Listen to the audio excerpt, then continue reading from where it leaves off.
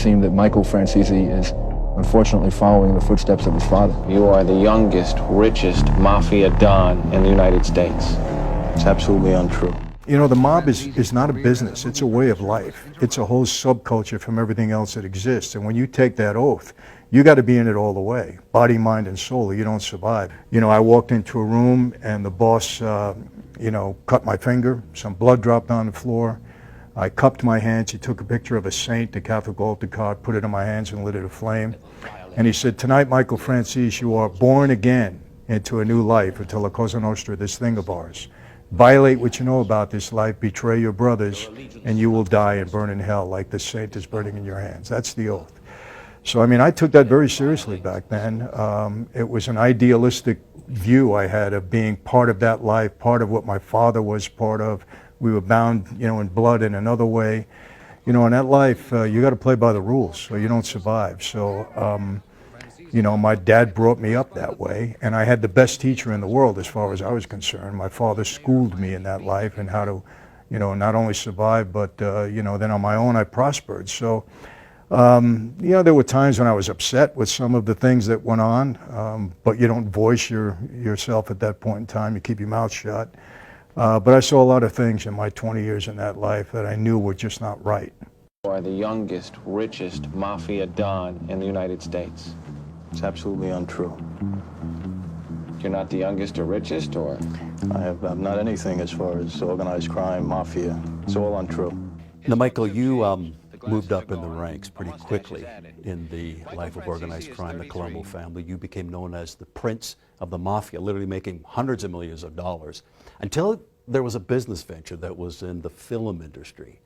This someone you met is where your love for her became more powerful than your love for your dad and the mob oath. Explain that.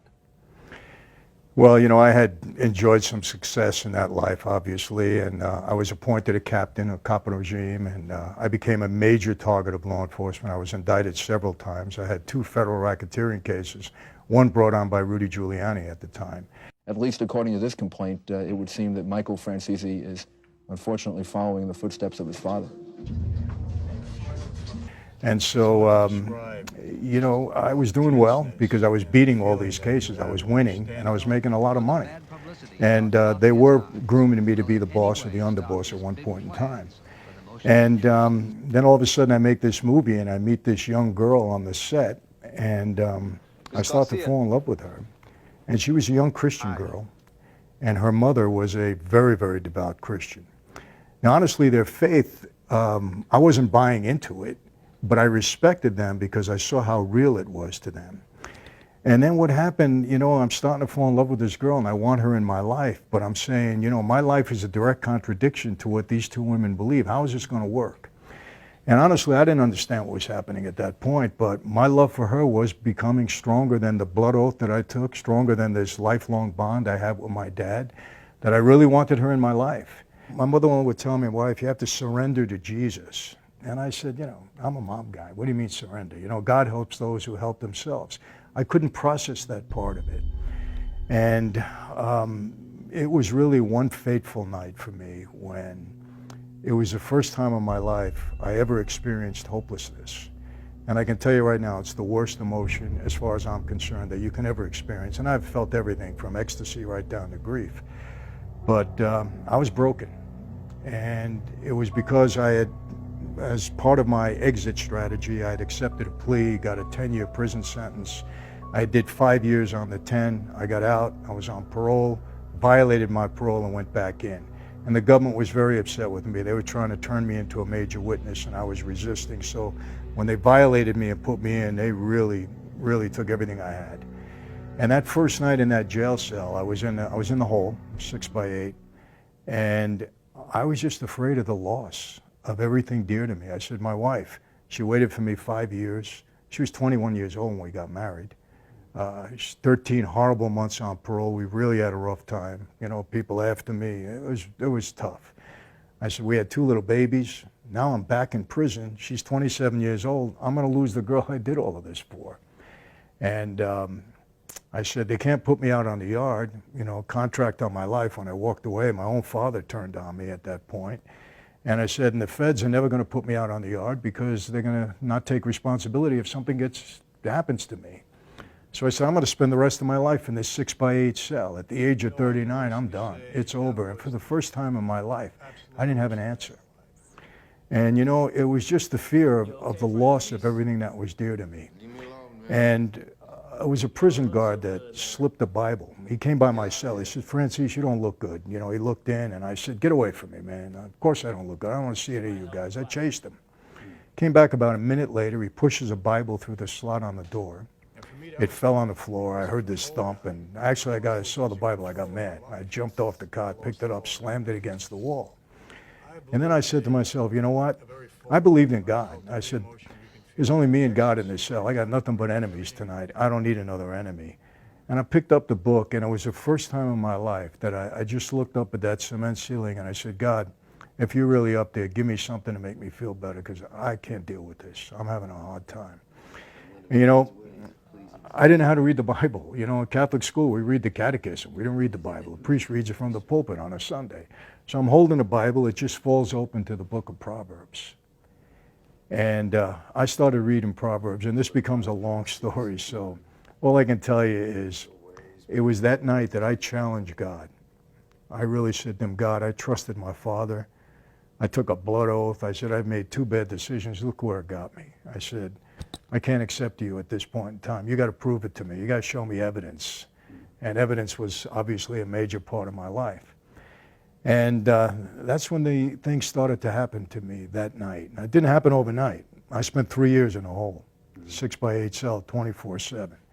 Very, very difficult, no matter what anybody tells you. I learned through that experience we weren't meant to be solo. We were meant to be social creatures. But during that time, I don't know if there's anybody on earth that studied the Bible as much as I did, because I had nothing but time on my hands, 24/7. I had my wife send me in more books on every religion that you could imagine, and I studied every faith. And I just came out of there after 3 years believing that the Bible was God's word and Jesus was my risen Savior. Michael, prayer is important for a follower of Christ, and you say if it wasn't for the prayers of your wife and your late mother-in-law that you wouldn't be here today. And why is that true? My mother-in-law was the most godly woman I ever met in my life. Very simple woman, never hit me over the head with the Bible, but she was a prayer warrior. She believed so strongly in the power of prayer, and that woman prayed for me day in and day out from the first time she met me. And I believe she prayed me to where I am. I mean, I was sitting in a room with her. I had just met her. And out of nowhere, she had a prayer book. And she used to put names in the prayer book, and she didn't even have to know your name. The boy on the street corner with one shoe. Just if she thought you needed prayer, it goes in the book, and she'd sit on her little porch, because they weren't wealthy at all, and she'd pray. And early on in my relationship with her, I was sitting with Camille. We weren't married yet. And she looked at me and she said, you know, I have a feeling that you're going to be preaching to millions of people. You're going to be sharing the gospel with millions of people at some point in your life. And I looked at her like, you know, is this woman on crack or something? I mean, I thought she was nuts. I looked at my wife. My wife, I never forget, she wasn't my wife yet, but she said, Ma, please don't scare him. I'm hoping for a Bible study, maybe church on Sunday. And you know what my mother-in-law's answer was? I'll never forget. She said, why would you limit the power of God in anyone's life? I'm going to pray for this man every single day. And it became so evident to me over the past 20 years that if God didn't have a different plan and a purpose for my life, I wouldn't be here. I'll give you some information that should open the eyes of people. The night that I got made, I took the oath. There were 6 of us that night. I'm the only one alive today. None of those 5 men died of natural causes. Every one of them were murdered. We had a big war in our family in the early 90s. I think 13 guys got killed. About 29 went to jail for life. I'd have been in the thick of that. Aside from that, Fortune magazine, 1986, they write this big article, 50 biggest and most powerful mob bosses in the country. They actually had a chart with the 50 of us on there. I was one of the 6 guys that they featured. I was number 18 on the list. I was 5 behind Gotti, my friend at the time. I was the youngest guy on the list. And I thought that was a silly list. How did they, you know, they didn't ask for our tax returns. But what isn't silly about that list is some 31 years later, out of the list of 50, 47 of those men are dead. 2 of them are doing life in prison without parole, and I'm here speaking to you. And I could have been one of them for sure. But God had a different plan. He navigated this course for me, and nobody can tell me any different. And I believe it with all my heart.